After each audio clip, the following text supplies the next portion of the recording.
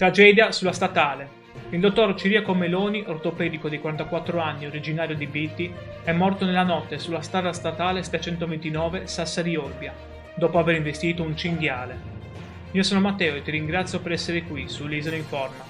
Se anche tu pensi che la sicurezza sulle strade sarde debba cambiare, iscriviti e lascia un like per far sentire la tua voce.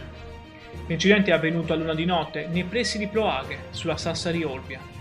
Il dottor Meloni, stimato medico in tutta la Sardegna, era alla guida della sua Fiat Panda quando un cinghiale ha attraversato la carreggiata all'improvviso. L'impatto è stato violentissimo, facendolo sbalzare il medico fuori dall'abitacolo. I soccorsi di 118 e i vigili del fuoco sono arrivati sul posto, ma per il 44enne non c'era più nulla da fare. La sua morte ha lasciato un vuoto enorme, soprattutto nella comunità di Bilti e nel settore sanitario. Ma com'è possibile che un incidente così letale possa accadere a causa della fauna selvatica? Un problema in costante crescita sulla Sassari-Olbia.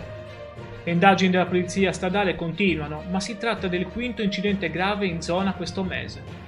La scomparsa del dottor Meloni è una grave perdita per la sanità della Sardegna.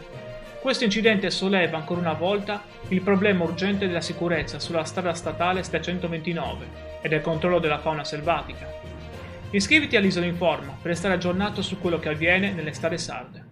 Il tuo like aiuta a diffondere il messaggio. Grazie per essere approdato sul canale e per avermi dato attenzione. Stammi bene, ci vediamo al prossimo video.